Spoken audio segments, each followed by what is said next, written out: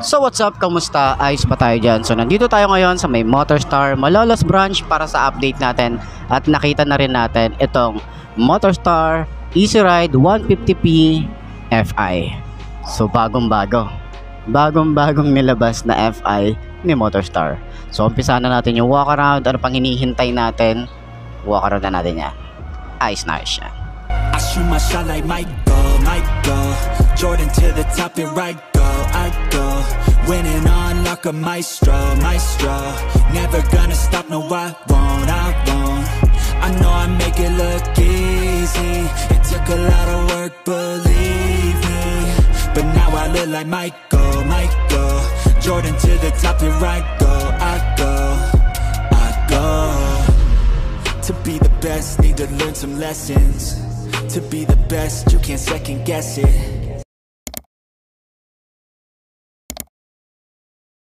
So ayun nga, para sa kanyang presyo, nga pala meron silang dalawang kulay dito. Itong kulay red and kulay white, itong nasa harap natin.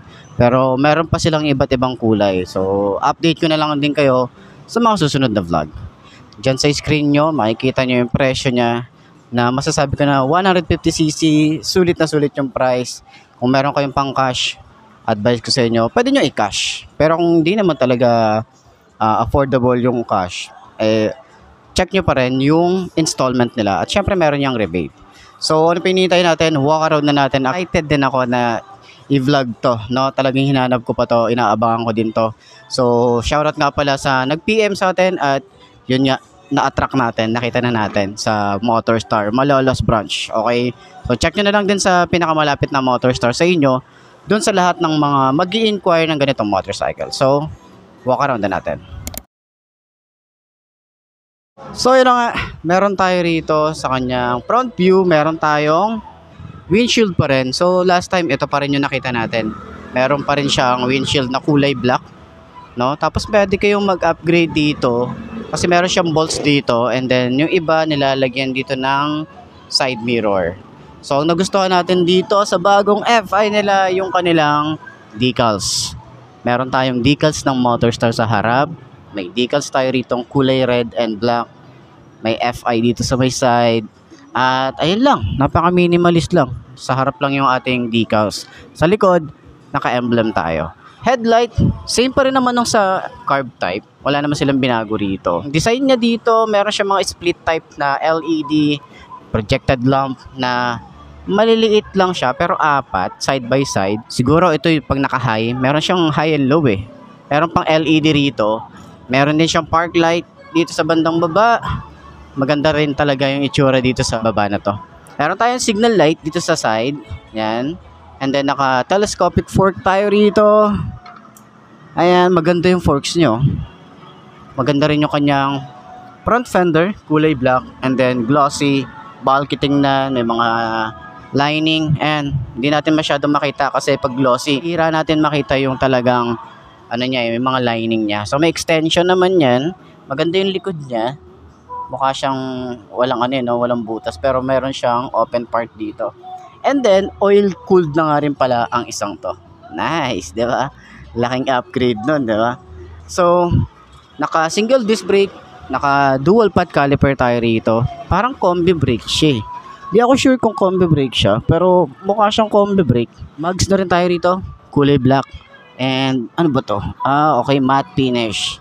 So, ang size dito ay 180 by 14. So, tubeless na rin yan.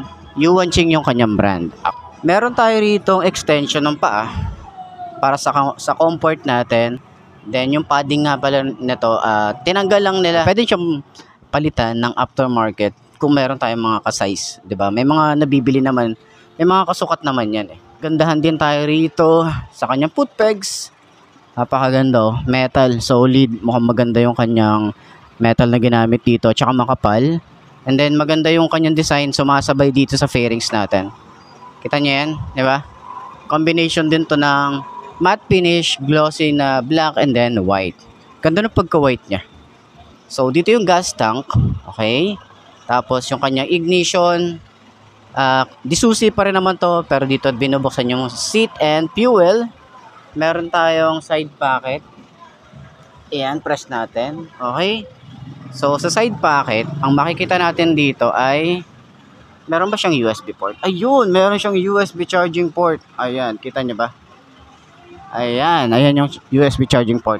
And malalim din naman, pero hindi siya ganun kalalim, no? Tsaka hindi rin siya ganun kaluwag. Yan. Pero maganda yung ano niya, ha? Approach niya rito. Akala ko wala siyang side pocket, meron pala. Panel gauge na talagang maganda yung datingan nito. Meron tayong select and set. And naka fully digital. Siguro signal light. Hindi natin masyado makita yung ating panel gauge. Pero sana ano tayo nito? Maka-tsempo tayo ng nag-activate sila. So, syempre alam naman natin na ito yung pinagayahan talaga nito or inspired siya sa PCX, kaya siya nga 150 Easy Ride 150p kasi PCX nga naman yung inspired nito. So ang ganda pa rin dito sa side na to, yung finish niya, switches niya, ordinary plastic na ginagamit ni Motorstar pero magandang klase. Ayan, hindi siya mukhang cheap tingnan. Dito sa side meron tayong kill switch, on and off ng kanyang park light, headlight, electric starter. Yung susi nga pala, ayan yung itsura niya. And then yung lever, maganda rin yung finish. Front brake, okay. Smooth. Yung grip niya, medyo malalim. Tsaka payat lang yung grip. Yung throttle niya medyo malalim eh. Pero yung bar end niya, pwede kayong maglagay ng mga accessories dito. Dito naman sa side, meron tayong flasher. Malapad yung ating lever dito. High and low. Busina. And then, signal light. Yon. Upuan. Panalo yung upuan na ito. May tinabas na siya dito, may design na siya rito. And then maganda yung foam, makapal, may stitches. Meron siyang stopper dito sa may rider o OBR. Makapal yung kanyang foam. Meron tayong logo ng Motorstar. And stitches din, may mga stitches din yan. And then kagandahan, naka-hydraulic seat na tayo rito. And then may extension yan. In case na marami tayong kukunin, hindi siya abala, 'di ba? Pwedeng ganyan. Pwede namang extended. Panis. 'Di ba? So, meron din tayo ritong helmet hook. Maluwag yung ating compartment. Parang feeling ko kasya dito. Half face or full face, depende siguro, pero ang laki ng space niya rito. 'Di ba? Yan. So, kung nagwo-worry kayo na mababasa siya, hindi po siya mababasa. Kapag naulanan, meron siyang parang tunnel dito. Parang dito siya dadaan, tapos bababa lang siyang ganun. Okay? So, yun yung mga concern ng iba eh. So, meron tayong nakaabang dito na meron tong lagayan na or nandito na kapag bibili kayo ng top box, pwede nyo nang paglagyan to. So, natatanggal naman yan. Di lang ako sure kung paano. Ito. So pala, tatanggalin nyo lang to, itong bolts, tapos pwede na kayo maglagay ng bracket dyan para sa top box. Dito sa side, naka-air-cooled pa rin naman tayo rito. Pero ang ganda nung kanyang cover para sa air-cooled, no? Napaka-stylish naman dito. Para siyang merong carbon fiber finish. Meron tayong tire hugger, malapad, flexible. Naka-dual shock tayo rito. Ayan, di lang ako sure kung adjustable siya. Pero, ayan, maganda, di ba? Yung kanyang tambucho, meron siyang parang carbon fiber finish dito. May Motorstar. Flexible. And naka-single exit tayo rito. At yung exhaust niya is mataba. Meron tayo rito swing arm. Ayan ang ganda ng swing arm nyo. Yung disc naman niya, single disc brake, nasa gitna. Okay. Yan. Tapos naka-tubeless din to. Naka-single pot caliper. And yung size ay 120/70 by 14. Yan, ganda rin ng tires, no? Yuanqing din yung kanyang brand. Kita nyo yan, di ba? Naka-emblem, napakaganda ng emblem nito. Yung Easy Ride na to. Di ba? Tapos 150p. Yung FI nandun sa unahan, kaya parang akala mo hindi siya FI. Dito naman sa side, yung kanyang taillight, same pa rin naman ng design dati sa carb type, pero unique talaga yung kanyang design dito. Kakaiba lang din yung itsura, and then para siyang mata na galit. Alam mo yun? Meron siyang park light, and then LED. Halos lahat ng ilaw na ito. Meron din tayong signal light. So, dito naman sa part na to, ang concern ko rito, sana huwag siyang masagi, lalo na sa mga parking, mga hindi sinasadya, di ba? Yung mga ganito kasi medyo alanganin na masagi talaga. plate light, reflector, malapad ang ating fender dito sa likod. Ayan, maganda rin at flexible din yan. So, sa panggilid naman, meron pa rin tayo ritong kickstart. At least hindi tinanggal ni MotorStar yung ganitong kickstart. Laking tulong kasi niyan in case na magka-problema yung switch natin. Yun lang, makakauwi pa rin tayo. Pero bulking tingnan, yung ating panggilid, ganda ng filter niya. And then yung ating panggilid, ganda rin ng paint job. So ang concern ko lang dito, sana meron silang nilagay dito na cover kahit yung goma para yung talsik ng putek medyo males, 'di ba? Wala tayo rito ng side stand kill switch, pero sana maglagay si MotorStar. Yun lang naman yung concern natin. Sakyan natin para at least malaman natin kung abot ba ng 5.2 na kagaya ko itong Easy Ride 150p Fi ng MotorStar. So, ay shit.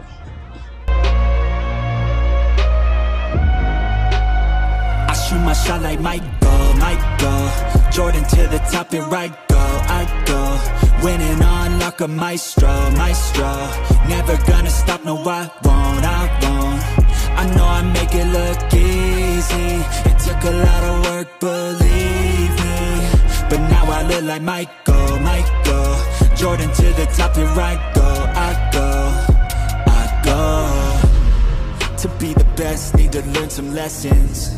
To be the best, you can't second guess it. You need the tests, all the pain and stressing.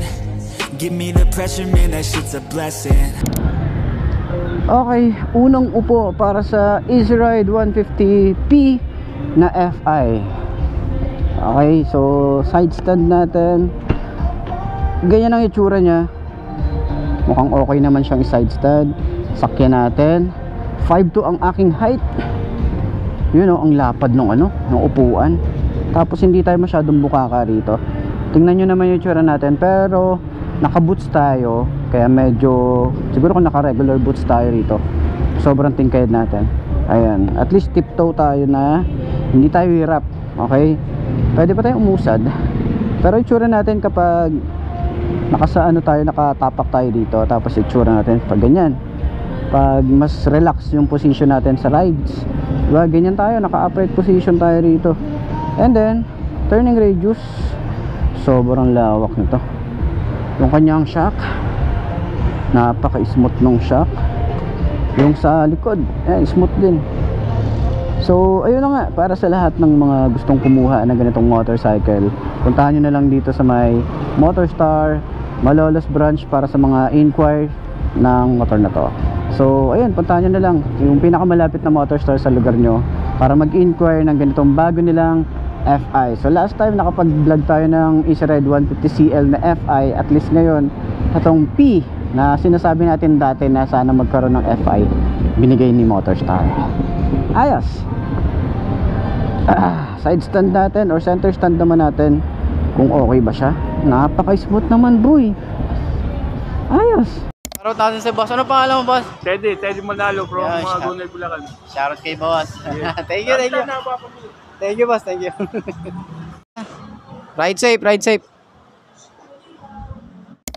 So yun nga mga best, no, ito na ba ang motor na babali sa'yo? Kung ito na nga ay markahan mo na at mag-subscribe ka na sa aking YouTube channel, i-click mo na rin yung notification bell para updated ka sa lahat ng videos na upload natin dito araw-araw. So lagi yung tatandaan, wala sa brand ng motor ang itatagal yan, kundi na sa pag-aalaga mo yan, tatagal yan, ayos na ayos yan. So kita ka na lang ulit tayo bukas.